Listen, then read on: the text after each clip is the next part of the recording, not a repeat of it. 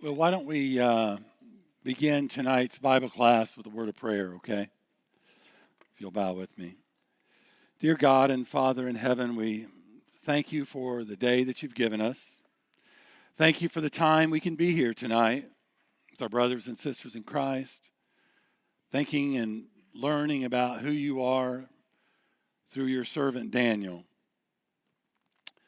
Be with all the teachers and students tonight. Bless us as we seek to do your will and learn more about who you are. In Jesus' name we pray. Amen. Okay. So we're in Daniel. We might be in Daniel.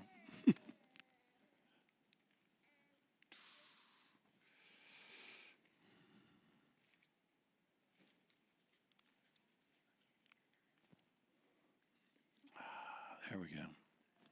We're in Daniel tonight. So lesson 15, and we just jumped about 900 years. But you'll notice that there's a lot of similarities between Joseph and Daniel, and we're just going to do a kind of a bit of an introduction here. So what brought us to Daniel being in Babylon in captivity with the nation of Judah? We don't have that. So we all remember Josiah. He was a good reformer. He was one of the good kings of Judah. But he was killed by Pharaoh Necho.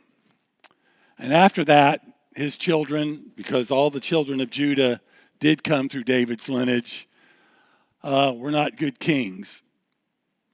And so after Pharaoh Necho and Egypt kills Josiah, just after that, you may have heard of the Battle of Carchemish. That's where Babylon defeats Egypt and becomes a dominating world power. 605 BC. That same time, they invade Judah, and the best of the nation, in many ways, is taken off to Babylon in captivity. The promising youth, like Daniel and his three friends, all get carried away then. Nebuchadnezzar at that point is the king of Babylon. Of course, we'll see he besieges Jerusalem during the reign of King Jehoiakim. Daniel and the other nobles are taken, and then for about 3 years, Daniel undergoes education under the Babylonian system of education, and learns about how he might serve in the king's house and help as a slave. Not in a slave that we think of, but as a slave helping, serving the royal house. So they go into royal service, and that's kind of what some of the lesson tonight's about. These are just some of the biblical references to that. If you would, why don't we turn to 2 Kings 24 and just read a little bit of that. Encourage you to read that on your own if you haven't recently. In the days, Nebuchadnezzar, king of Babylon, came up, and Jehoiakim became his servant for 3 years. Then he turned and rebelled against him, and the Lord sent him against bands of the Chaldeans and bands of the Syrians and bands of the Moabites and bands of the Ammonites, and sent them against Judah to destroy it, according to the word of the Lord that he had spoke by his servants, the prophets. Surely this came upon Judah at the command of the Lord to remove them out of his sight for the sins of Manasseh, according to all that he had done, and also for the innocent blood that he had shed. For he filled Jerusalem with innocent blood, and the Lord would not pardon. The rest of the deeds of Jehoiakim and all that he did, are they not written in the book of the Chronicles of the kings of Judah? So Jehoiakim slept with his fathers, and Jehoiachin, his son, reigned in his place. And the king of Egypt did not come again out of his land. For the king of Babylon had taken all that belonged to the king of Egypt, from the brook of Egypt to the river Euphrates. Jehoiachin was 18 years old when he became king, and he reigned 3 months in Jerusalem. His mother's name was Nehushta, the daughter of Elnathan of Jerusalem, and he did what was evil in the sight of the Lord, according to all that his father has done. At that time, the servants of Nebuchadnezzar, king of Babylon, came up to Jerusalem, and the city was besieged. And Nebuchadnezzar, king of Babylon, came to the city while his servants were besieging it. And Jehoiachin, the king of Judah, gave himself up to the king of Babylon, himself and his mother and his servants and the officials and his palace officials. The king of Babylon took him prisoner in the 8th year of his reign, and he carried off all the treasures of the house of the Lord and the treasures of the king's house, and cut in pieces all the vessels of gold in the temple of the Lord, which Solomon, king of Israel, had made, as the Lord had foretold. He carried away all Jerusalem and all the officials and all the men of valor, 10,000 captives and the craftsmen and the smiths. None remained except the poorest people of the land. And he carried away Jehoiachin to Babylon. The king's mother, the king's wives, his officials, and the chief men of the land he took into captivity from Jerusalem to Babylon. And the king of Babylon brought captive to Babylon all the men of valor, 7,000. And the craftsmen and the metal workers, 1,000, all of them strong and fit for war. And the king of Babylon made Mattaniah, Jehoiachin's uncle, king in his place, and changed his name to Zedekiah. Zedekiah was 21 years old when he became king, and he reigned 11 years in Jerusalem. His mother's name was Hamutal, the daughter of Jeremiah of Libnah. And he did what was evil in the sight of the Lord, according to all that Jehoiakim had done. For behold, because of the anger of the Lord, it came to the point in Jerusalem and Judah that he had cast them all out from his presence. And Zedekiah rebelled against the king.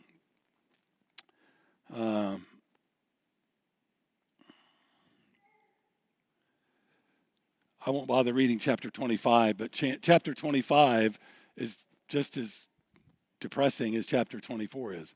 Yes, John.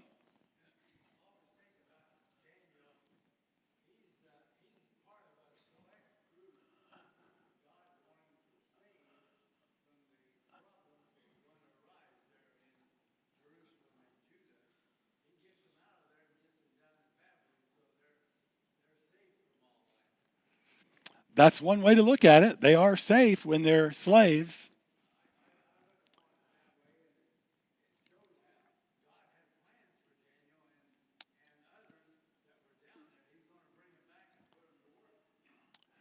Yeah, we do know that obviously God has a plan for all these people, and we're going to talk about that. He had a plan for Joseph. He has a plan for Daniel. Here's the two nations.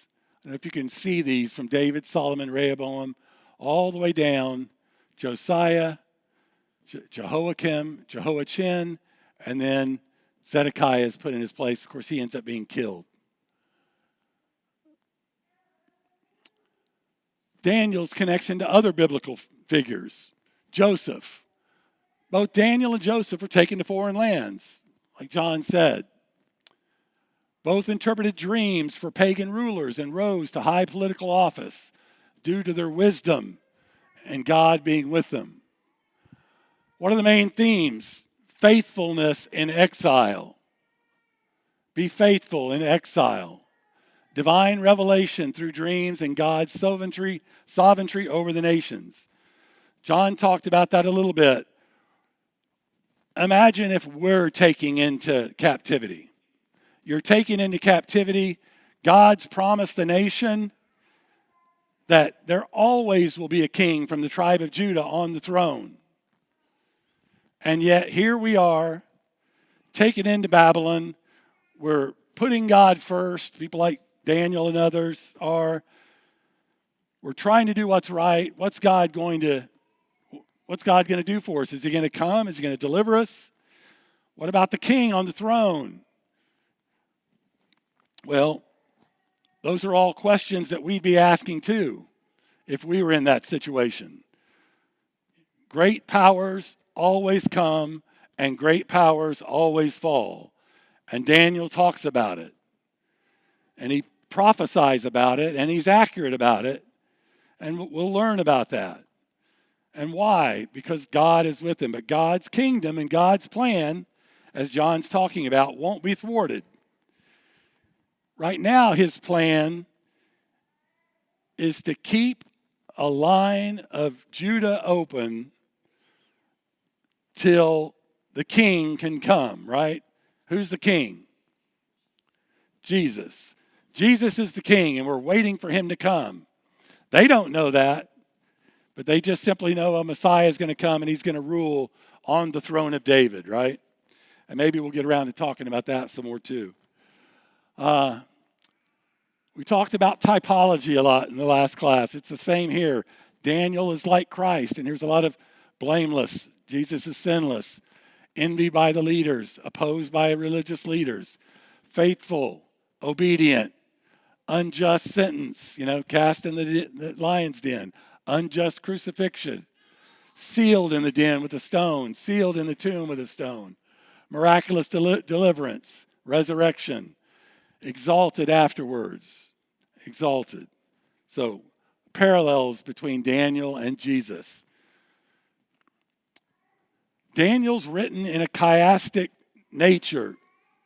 And we'll go on to see what that, I think, a chiasm is like this.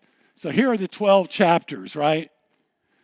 And a chiasm is where the first chapter, or could be, Daniel's actually has two chiasms. Chapters 1 through 6 is a chiasm, and chapters 7 through 12 is a chiasm. Chiasm 1 is about foreign leaders, and that's the center. But here's the point about the chiasm that I wanted to mention to you. It's just a pattern. It's a way someone can write something down, and it's sort of represented in a mirror sequence. So the first one and the last one are similar. The next two are similar, and it brings it down into a point, right? And usually that center point is the main theme, or is where you find the main theme of the writing. So in this one, the center is, as it says here, the center is kind of the apex. It's the most important theological point or narrative. So the first chiasm, and of course Daniel is a very unique book in a lot of different ways. One of the ways is that it's the only book we know of that's written in two different languages. So chapter 1 is written in Hebrew, but chapters 2 through 7 is written in Aramaic. It would be the language of Babylon, the everyday type language. And so if you're reading your book that your prophet is writing, if you will, about your time in captivity, and the language he's using is, Chinese, how do you feel? Not feeling too good about it, huh? Things aren't looking too good. They're not looking up.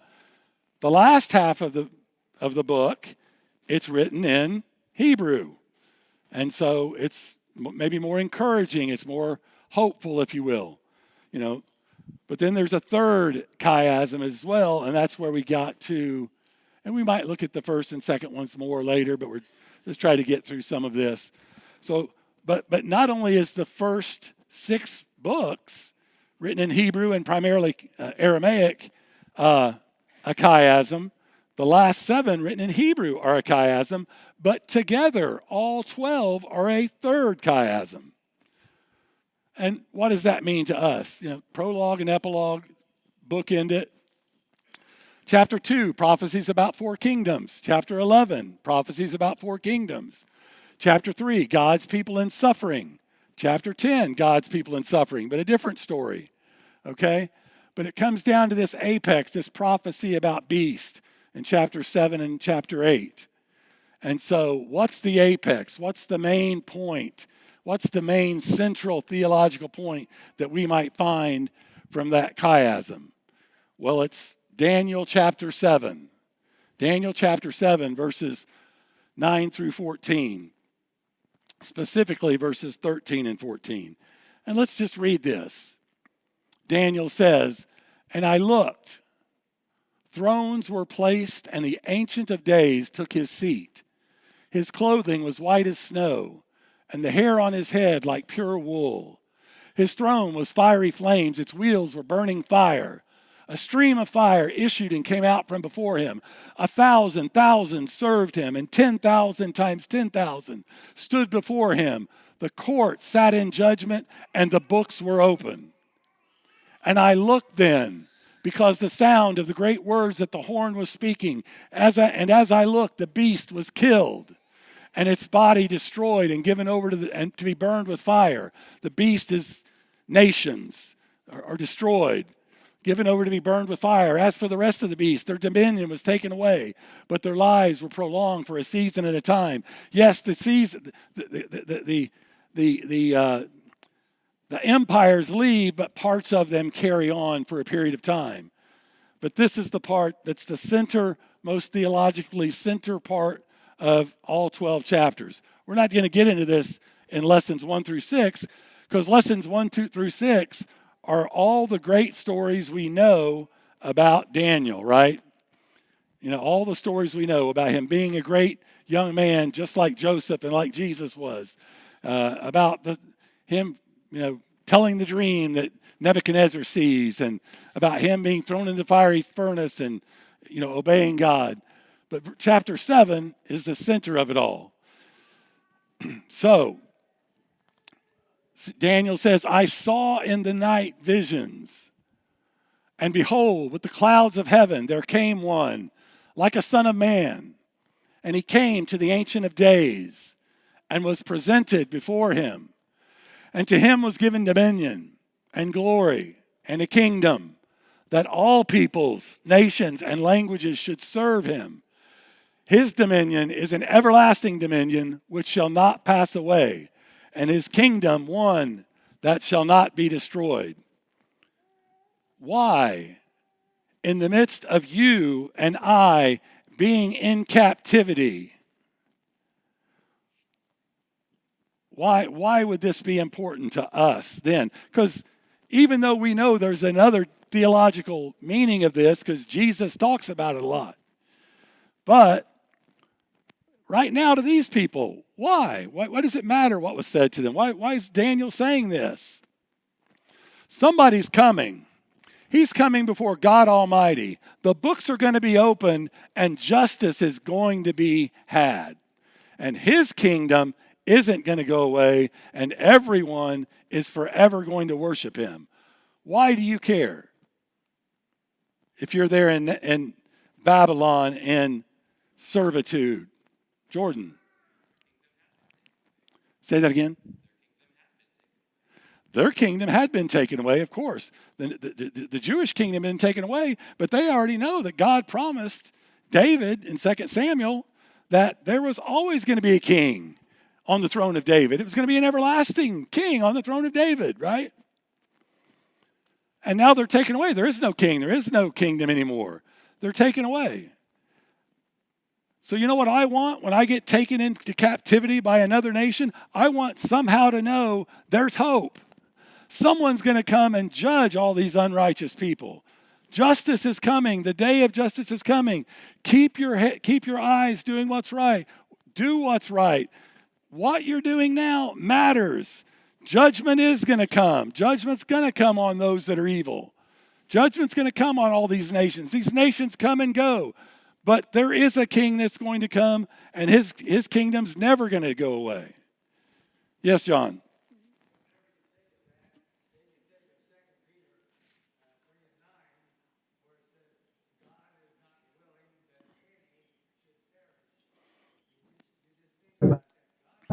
God's plan is to save everybody. But we have to do the coming to him in order for us to show that we want to be his children. Yeah, John's right. God has done everything he could do because he cares about us. Even willing to come to earth to live a life of servitude to all mankind, so that when he goes to the Ancient of Days, when Jesus, or whoever this is, right, goes to the Ancient of Days, he received what? What did he get from the Ancient of Days?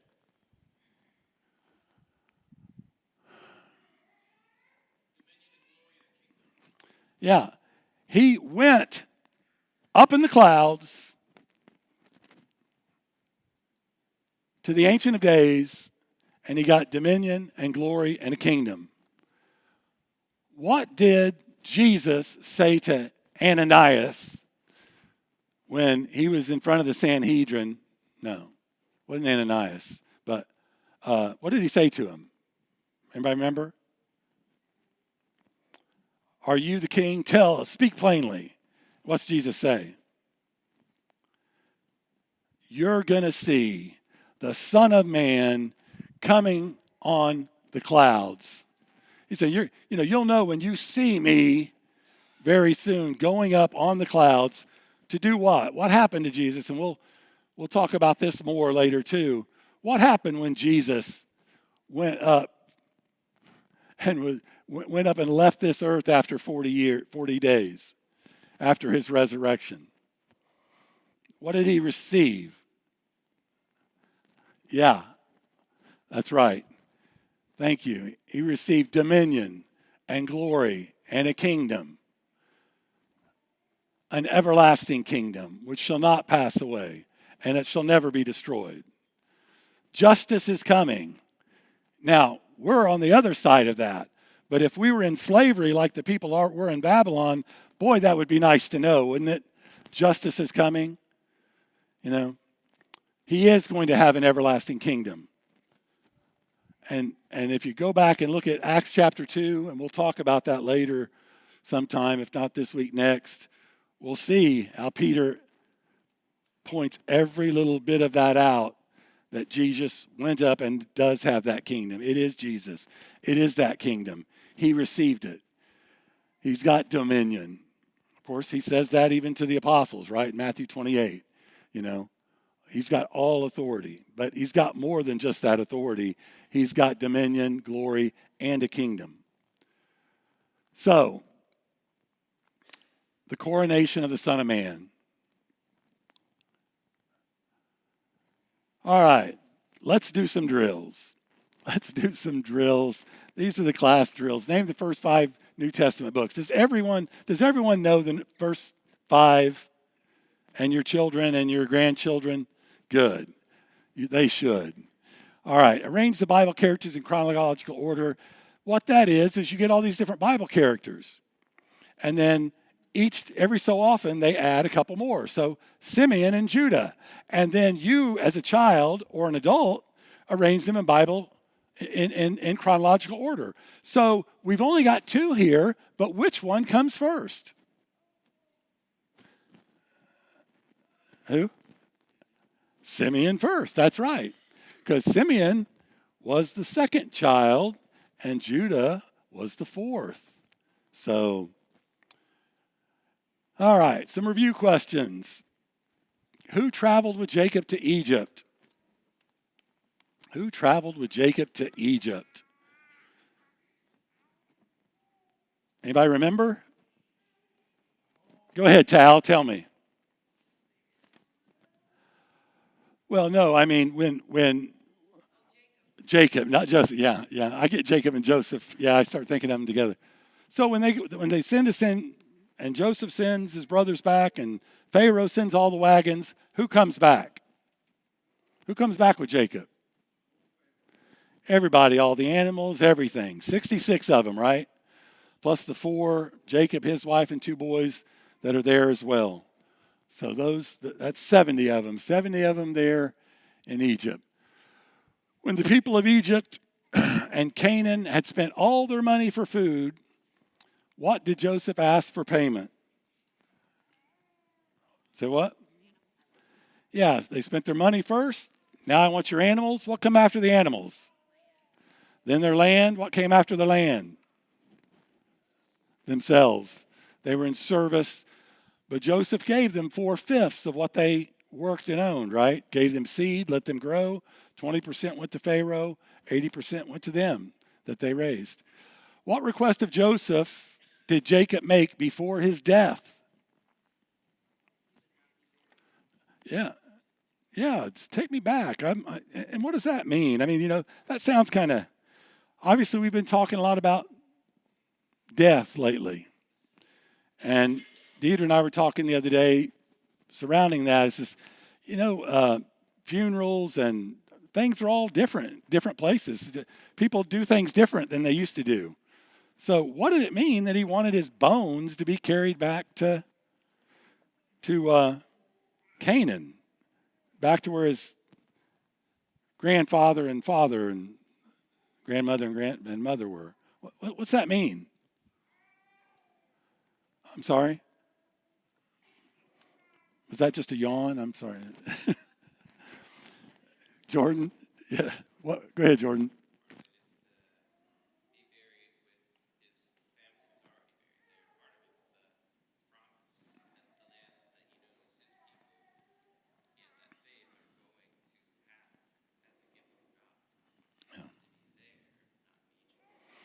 Yeah, it's Jordan's right. It's a commitment it's him being faithful to the faithfulness of God's promise. No, I want to go back to the land that my people are going to have, that God's promised me. That's where I want to be. And what did he, and after he got Joseph to agree to it, and he worshiped on his staff. Does anybody remember what that was figurative of? Or why he was so happy that Joseph had agreed to do that? What did that mean for Joseph? And where did Joseph want to be buried? Yeah, it meant Joseph. You got to make a choice, people. You want to be buried here in America, or you want to be buried in a land where there's a city that's being prepared, right? We're just pilgrims through here. We don't own anything. We don't have anything. We're just traveling through. And so that was an acknowledgement that Joseph's story, he may be in Egypt, but his story's not in Egypt. We may be here in Brownsburg, but our story's not in Brownsburg. Our story's with these people here, these Christians around us, the Christians we know overseas, the Christians we know in other communities, and of course, Jesus, who's been given all power, all dominion, all glory, and a kingdom. And he's sitting right there ruling next to God right now. Yes.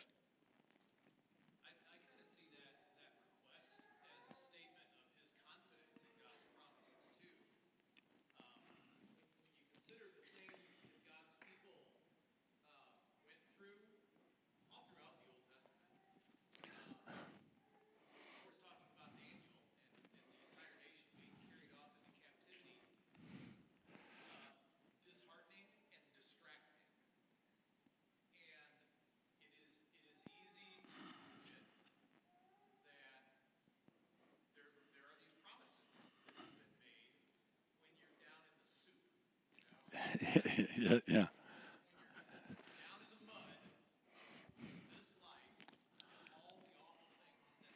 Yeah.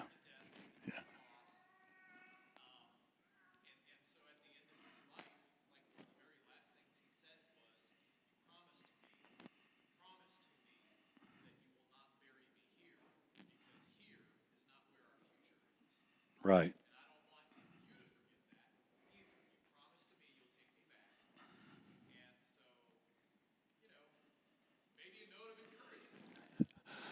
Yeah.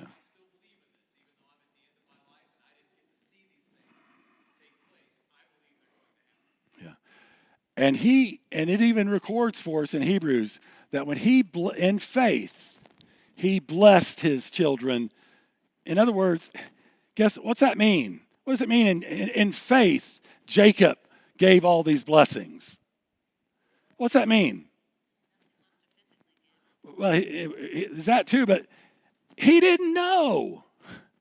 He didn't know. He spent his whole life. He didn't know. He just believed. He had faith.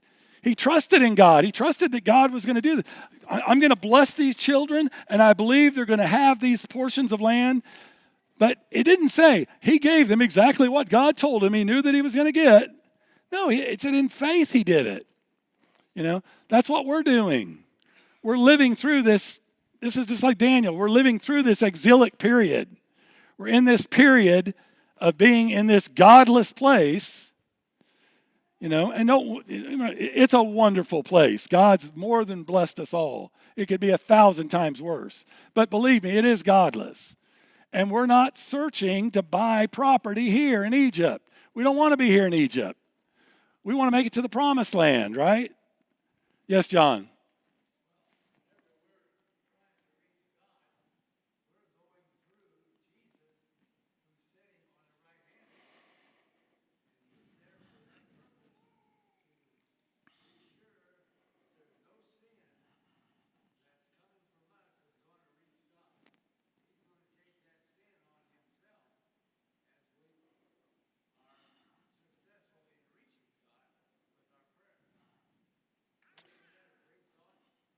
Yeah.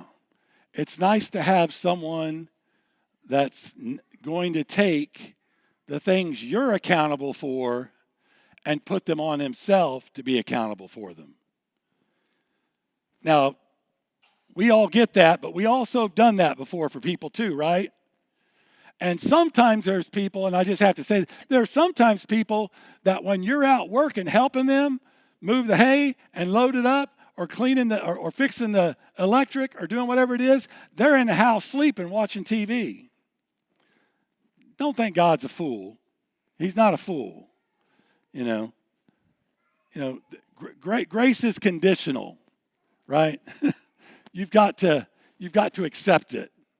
You got to get out there and do the work. Which was the older brother, Ephraim or Manasseh? Or I guess I should say Manasseh or Ephraim. Yes, Manasseh was the oldest. That's right. But like the story goes many times, the younger one's going to be the greater one. Which brother, Ephraim or Manasseh, did Jacob say his descendants would become a greater multitude of nations? Ephraim, that's right. Okay, how many tribes of Israel were there? How many? 12 tribes. What happened to Simeon and Levi? Because they didn't get a blessing from the same kind of blessing that the others got. Simeon and Levi, Jacob said, I don't even want to be associated with them. I don't want to be associated with these bad people. Simeon, you're just going to be scattered throughout, and so he's scattered within Judah. And of course, Levi, while the people did stand up and do something good at Mount Sinai, and God made them the priest for the people, they didn't have any possession in the land, did they? Just individual cities and places.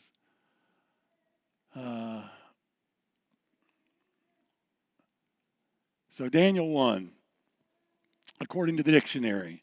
This is in the handouts in the back of the handout you may have.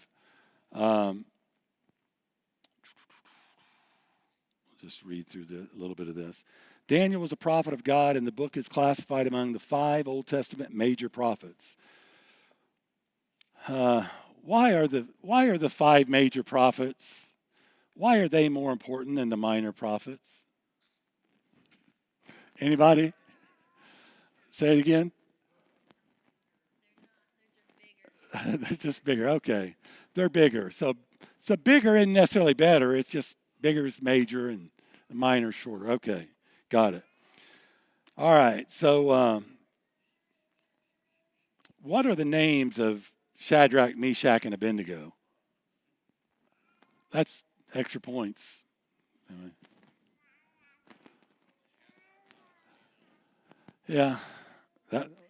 Daniel's Belteshazzar. That was his Babylonian name. I'm just wondering what they're say. Mishael. That was Meshach. Huh? I don't remember right now either. It was just I was listening to someone talk about it. It's like, how come we call them by their ungodly Babylonian names and not by their Hebrew names? We can read it and look at it. I just wonder if somebody knew. Yeah, Ananiah, Azariah, Mishael. Okay. A second group, which consisted of Ezekiel, the king of Judah, and 10,000 people, was carried off in 597. In 586, Babylon burned the city of Jerusalem and broke down its walls and carries most of the rest of the people into captivity. The works of the prophet Jeremiah, Ezekiel, and Daniel were results of the fall of Jerusalem. Okay. Any questions before we read Daniel chapter 1?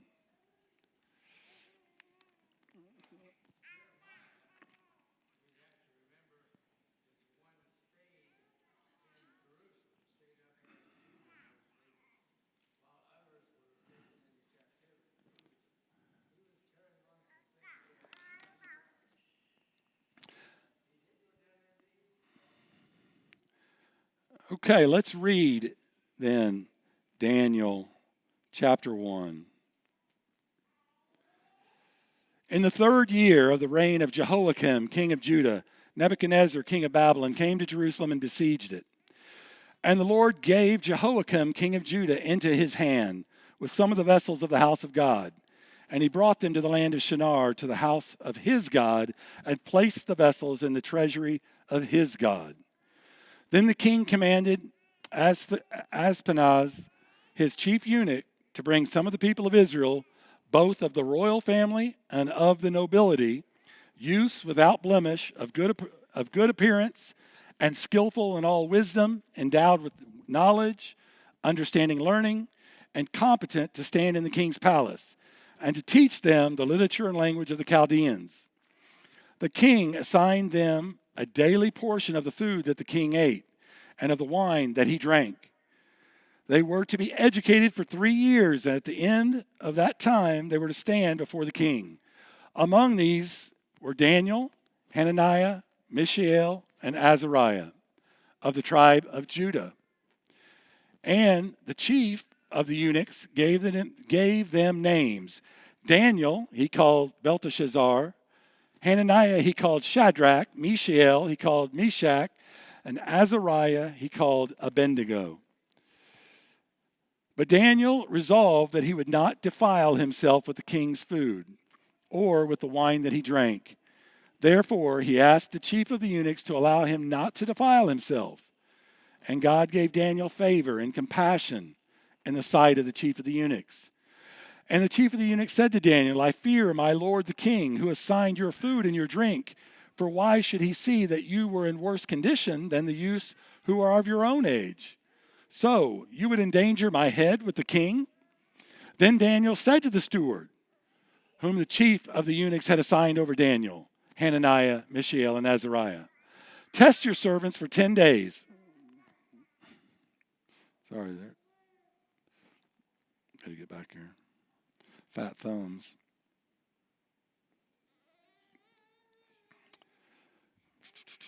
Okay. Yeah, test your servants for 10 days. Let us be given only vegetables to eat and water to drink. Then compare our appearance with those of the young men who are eating the royal food, and deal with your servants according to what you see. So he consented to this and tested them for 10 days. And at the end of the 10 days, they looked healthier and better nourished than all the young men who were eating the king's food. So the steward continued to withhold their choice food and the wine they were to drink, and he gave them vegetables instead. Or at least the translation is vegetables. This translation. To these 4 young men, God gave knowledge and understanding and every kind of literature and wisdom. And Daniel had insight into all kinds of visions and dreams. Now at the end of the time specified for the king, the chief official presented them to Nebuchadnezzar. And the king spoke with them, and among all the young men he found no one equal to Daniel, Hananiah, Mishael, and Azariah. So they entered the king's service. In every matter of wisdom and understanding about which the king consulted them, he found them 10 times better than all the magicians and enchanters in his entire kingdom. And Daniel remained there until the first year of King Cyrus. Just a whole nother nation going to take him over. Okay. Name the Babylonian king that took captives from Judah. Very quickly. Nebuchadnezzar. That's right. Why did the Lord allow Babylonia to capture those in Judah? That's a typo on my part. Why did the Lord allow Babylon to capture those in Judah? Why in the world did he do that? He was going to have a king sitting on the throne forever, right?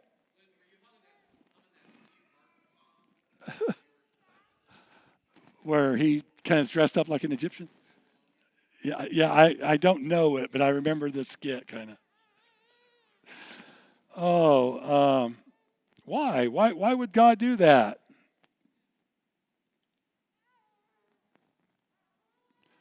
Why did God do it? Jordan?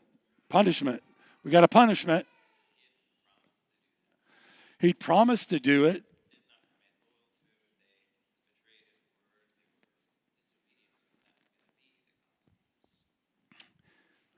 I don't know if I put it on here. Yeah. He says right here. Yes, John?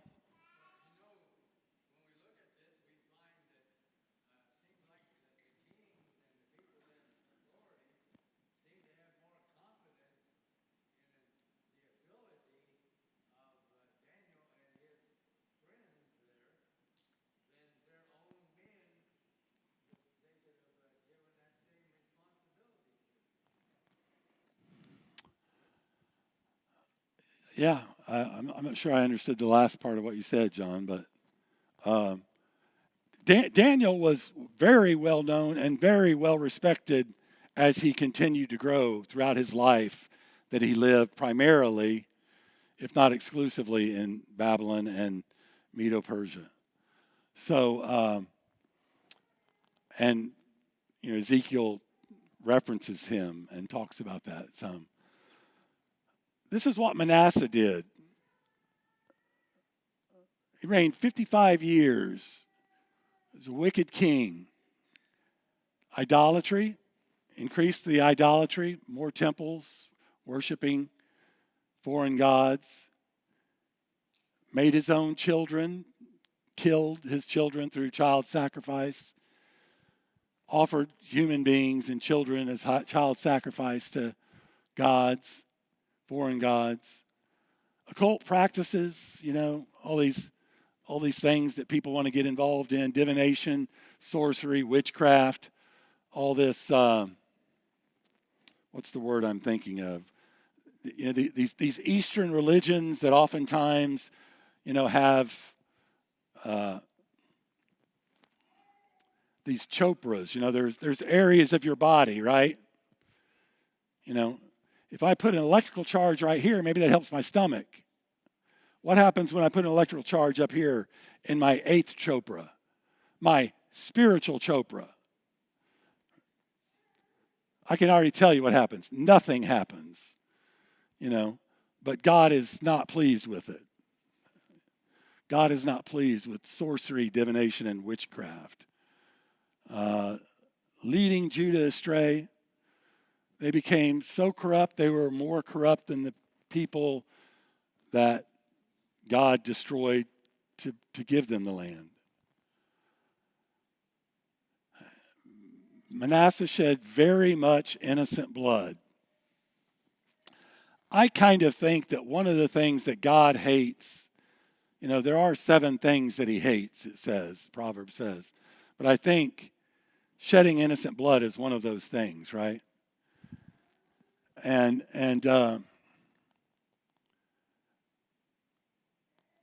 how many innocents do you think were killed by Manasseh?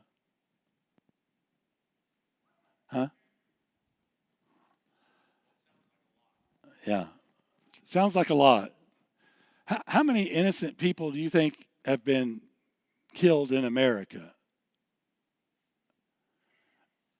And I don't mean, I'm talking about infant, unborn innocence. I mean, it's in the millions, right? So now here's the thing.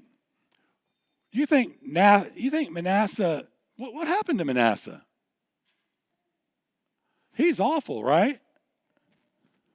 What did he do? What happened to Manasseh? What happened to that no good, lousy, scoundrel, scumbag Manasseh? Jordan? Oh my goodness. He repented. And I'm only saying that, yeah, 2 Chronicles 33 talks about his repentance, and he tried to change some things. But God still judged the people. He still judged the people. I mean, God can do what he wants to do, right? I mean, that's not really exact. Yeah, he can't exactly do what he wants to do because he doesn't do things that I wish he would do sometimes, right? But don't think that this nation won't be judged for that. That we'll be judged for the innocent blood that is shed, and we might just be Shadrach, Meshach, and Abednego saying, "Why me? What did I do?" You know, John.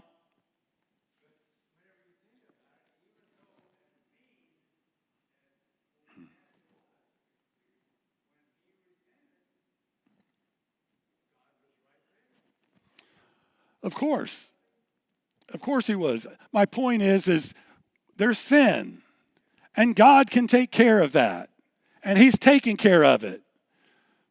But this one guy illustrated it once in a lesson, and I remember it because there was a balloon up against the wall, and he takes a dart and he throws it in the balloon. You know, pops the balloon, right? Sin. Pulls the dart out of the wall. You know, hey, I can fix the balloon. God can fix the sin, right? There's still a hole in the wall. All the people still died. God still heard that blood crying from the ground, didn't he? Yes, Jordan.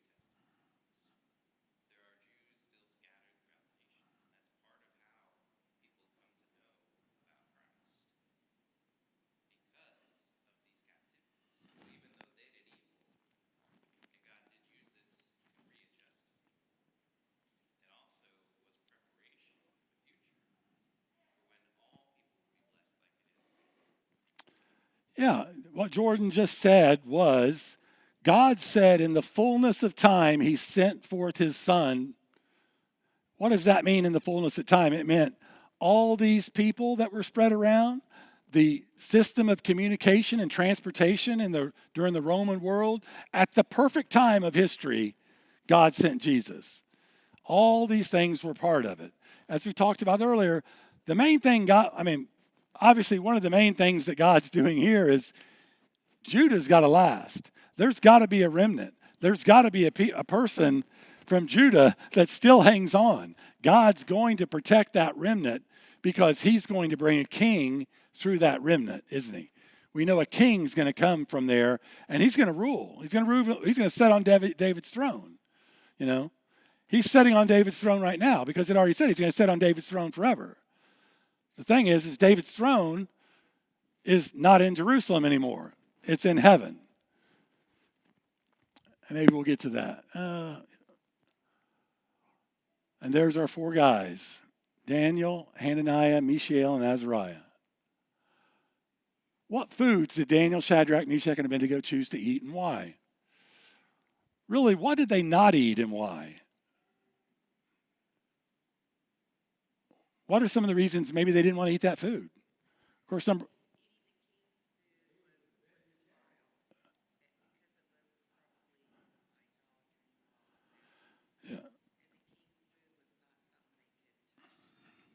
yeah.